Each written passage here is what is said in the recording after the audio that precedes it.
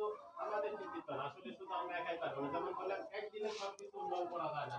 আপনারা একটু হয়েছেন, আপনারা হয়তো প্রি-4 পর্যন্ত পড়া শিখছেন, আরেকজন 5, 6 এভাবে করতে করতে আপনি যখন এসএসসি পাস করছেন তখন আপনার কিন্তু ইচ্ছা হয়েছে আমার ছেলেটাকে আমি অবশ্যই এমএ পাস করাবো বা আরো ভালো কিছু করাবো। এটা একদিনে কোনো কিছুই অর্জন হয়নি, হবেও না, দিনে দিনে হবে, পরিবর্তন আসছে, আশা করা যায়। তবে এই সরকার আসার পর আরেকটু এই শিক্ষার ক্ষেত্রে আগের সরকার একটু বেশি সমস্যা, কিছু জায়গায় বেশি সমস্যা করছে, যেটা আমাদের জন্য কিছু অন্তরায় হয়েছে। আমরা অনেক সময় হয়তো কিছু জায়গায় সমস্যা করছি। পরীক্ষার ব্যবস্থা যেমন পরীক্ষা থাকবে না, আসলে পরীক্ষা না থাকলে আমাদের দেশে সাল পালন করে পড়াশোনা করতে চায়, তখন অন্তত বলতে পারে বাবা তোমার পরীক্ষা আসছে, তুমি একটু পড়ো। তখন আমরাও কিন্তু বলছি। আর ছেলে মেয়েরা যে কতটা বোঝে এটা আমরা অনেক বুঝতে পারি না, ওরা এত বেশি বোঝে।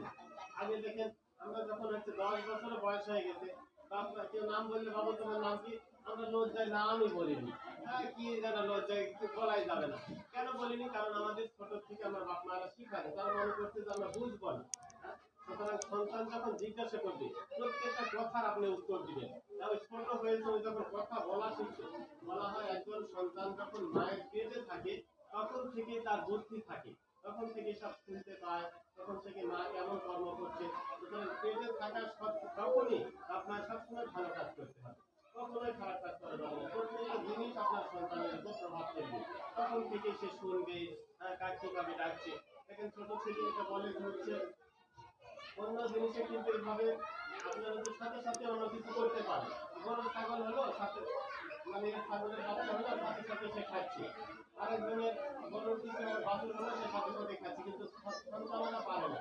কেন? আল্লাহ তারা এই এটা দেয়নি, মানে মানুষ একে সুন্দর করে গোছায় মানুষ করবে, উপযুক্ত যখন হবে তখন কথা শুনবে, তার জন্য এটা করা হয়। তো ছোট থেকেই চারদিকে বিভিন্ন কথা হচ্ছে, কি বলবো, ছোট থেকে সন্তান বেশি ভালোবাসে বলে। আপনি তো নিয়ে থাকেন, এটা ওর মধ্যে এই অনুভূতিটা এগুলোর ভিতরে তৈরি হয়ে যায়। সুতরাং আপনি যখন বাবা শিখাবেন, ভালো কথা শিখবেন, ভালো কথা শিখাবেন, ছোট থেকে সকল প্রশ্নের উত্তর দিবেন। এখন ছোট ছোট বাবুরা দেখেন কত সুন্দর করে কথা বলে। এখন এই আমার স্কুলে যারা পড়তে আসে বেশিরভাগ কথা বলে, সুন্দর করে নিজের নাম বলবে, মায়ের নাম বলবে, বাবার নাম বলবে। আগে কি এমন ছিল? এমনটা ছিল না। সুতরাং পরিবর্তনটা কিন্তু একবারে হবে না। তো যাই হোক, এই সম্পর্কে আপনাদের সামনে আরেকটু আমাদের প্রধান শিক্ষক আবার একটু কথা বলবেন। তো ধৈর্য ধরে একটু শোনেন, একটু কষ্ট হলেও একটু বেশি সময় লাগে একটু শোনেন। সবাইকে ধন্যবাদ।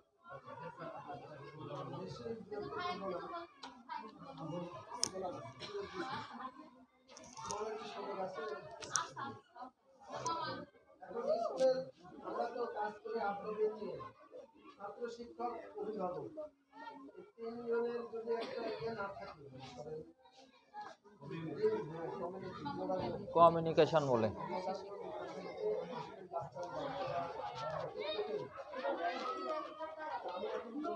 আমাদের এখন ভর্তি চলছে 5 ক্লাস 5 বছর থেকে 10 বছর বিভিন্ন শ্রেণীতে ভর্তি করতেছে।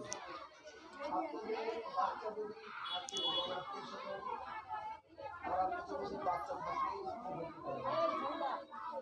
ভর্তি তো করাবেন, ভর্তি করলে সমস্যা উপবৃত্তি সরকার দিচ্ছে। তাহলে এখানে আমার শর্ত দিয়েছে যে বাচ্চাটা উপবৃত্তি পাবে নিয়মিত স্কুলে আসতে হবে, মাসে 2 দিনের বেশি কামাই করতে পারবে, 2 দিনের বেশি কামাই করতে পারবে না। পরীক্ষার মধ্যে 24 নাম্বার পাইলে সে বাচ্চা উপবৃত্তি পাবে। পরীক্ষা ভালো করতে হবে। বেলঘরিয়া শিবপুর সরকারি প্রাথমিক বিদ্যালয়ে গণভোট বিষয়ে অবগত করার জন্য মা এবং না ভোটের এবং অভিভাবক সমাবেশ মা সমাবেশের আয়োজন করা হয়েছে। একবারে 9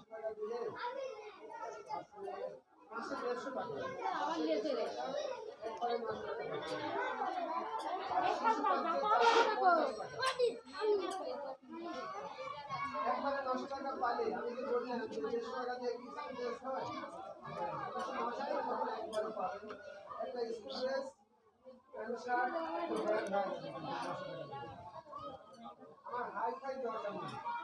আমি যদি ব্যাগ কিনি 9 টাকা পুরো দেবেন।